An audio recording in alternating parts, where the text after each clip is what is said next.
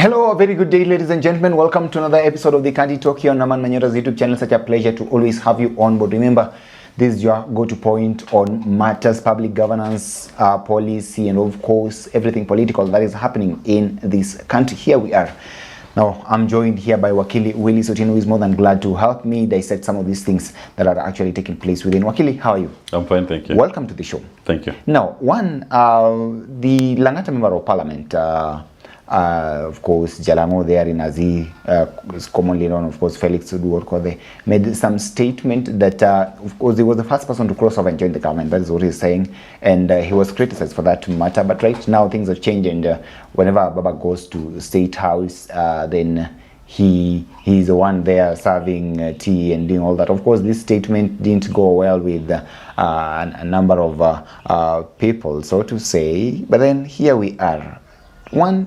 The kind of working relationship that we're witnessing between the president and the former prime minister with regards to the AU quest and all that, do you view it as some sort of a handshake, or rather what the likes of the Langata Member of Parliament puts it to be? You know, one thing that we must deal with, first, Jalango is making baseless, stupid comments. Those are the kind of quality of debates or discussions you expect from a leader, that my work is to serve tea in State House. I mean, that's why the people of Langata voted for him, to serve tea in State House. And people need to take their job seriously. And even if you're using an analogy, try to use one that is commensurate with your position and standing. It's even the meaning of the people of Langata for their leader to say that I'm serving tea in State House. I mean, is that how cheap we have become? That we measure leadership based on who is serving Raila Odinga tea in State House? That's one. Number two, I need to say this. You know, the moment Baba expressed interest to go for the AU position, and being a continental position, then voting is done by respective states, countries. Despite the fact that he ran against William Ruto in the last election, competing for a global position in these public body, I mean the international bodies, bringing together nations, it requires state lobby. Because people vote based on states. So despite them competing, now Baba expressing ambition, by its nature the Kenyan state must take a position. Because they must take ownership, so to speak, because it is Kenya's turn.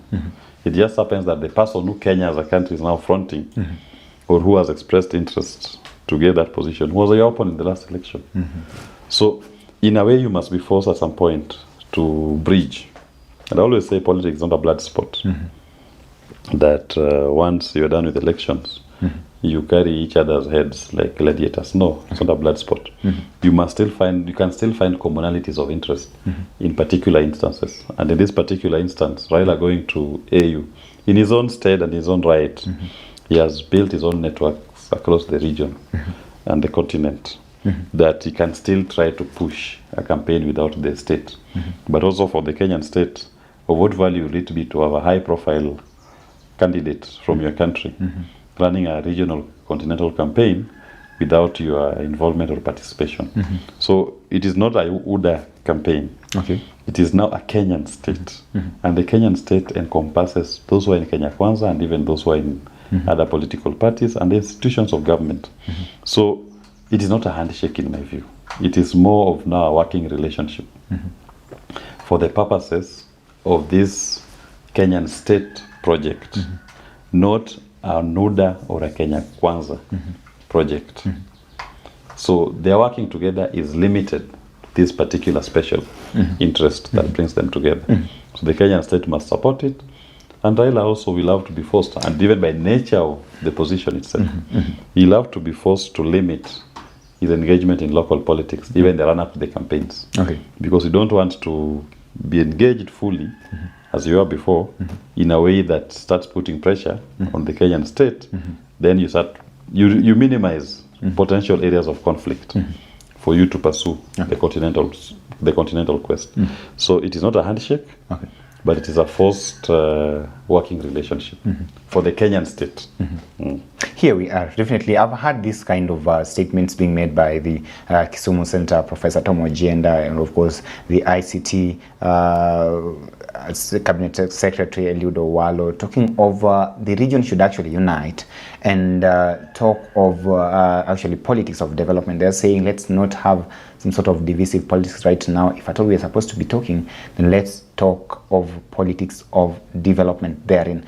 What do you make of their assertions here in their questions? Actually, they're asking the biggest question, because here they're saying that they actually engage with the president based on the interests of the community and just to bring development closer to the people. And the question is now being asked here. Of course, that is being asked from them, particularly here, is this: why is it right when the former Prime Minister actually works with the President, but it's wrong for them to do so? But who has stopped them from working with the President? They are doing so. I mean, they are doing so even today. Okay. Owalo is a minister in that cabinet. Ojienda is a renowned UDA activist, even though he's elected on ODM ticket. Okay. Who has stopped them? And that development they are bringing, it's now second year. Who has stopped them from taking that development to Nyanza? You know, people need to be serious here. Okay. If they're pursuing their own individual development, they want to fill their pockets, they should not guilt-trip the community to cheer them into their personal enterprise. Nothing stopped them, and no one has stopped them. And in any event, they are doing it. They're working with him anyway. I don't remember the last time when, for example, their meetings were, for example, disrupted in Nyanza. They've been doing meetings in Nyanza, distributing relief food, launching Wi-Fi in markets. They've visited schools. I've never seen anybody interrupting them. Okay. So they can as well continue the development. If that's the development that they perceive, will change the region. But the truth of the matter is this: the Chemelil, Miwani Mamboleo Road, which had been launched during Uhuru Kenyatta's time, has stalled. That was their project. Why have they not lobbied the Ruto government to conclude that project? Moroni, Twawasi, has stalled. Those are in Kisumu County. Why can't they lobby Ruto to allocate more money for that project to conclude? Those are the tangible things that they should be asked. Okay. Miwani Sugar Factory is not working. Moroni still under receivership. Farmers are owed debts, huge debts. There are tangible things they can do today that no one has stopped them from doing. There's a road they've launched in Sakwa. Ruto has launched it 3 times now. In the backyard of Eliud Owalo's village. They launched 3 times, no project going on. Why can't they just lobby and get money for those projects? You know, this thing of saying that, oh, we should work with the president to bring development. You're working with him today. You're already there. So just follow up on the projects that have stalled and conclude them. You too. Okay. It's not asking a lot. And no one has stopped them. They have made their choice. If they are facing resistance from the voters, the answer is not to start guilt-tripping the voter to go and support them. Okay. Just market yourself, sell yourself. Show that project you're saying you went to bring. Bring it on the ground, tangible. Let them see it. Because what they are seeing are projects which were going on before, have since stalled. And when you look at the budget, even they had removed the allocation which was placed for the Kisumu, the Mamboleo Chemelil road project. It has been removed. That road even passes right behind Professor Jenda's home. The money was removed. Can he lobby now for the money to be allocated this coming financial year? That's development, which he can do. Okay. No one will ever stand in the way of a leader lobbying for projects to go to his locality. They should do it. When you go to Kisumu, there are very many unemployed youths. Can they lobby for jobs for these youths? Okay. An environment, economic environment that can create opportunities for the young people. That's all they're asking for. But talking what I call flowery statements without substance will not make people to walk to you, because people want to feel a tangible impact what you're doing.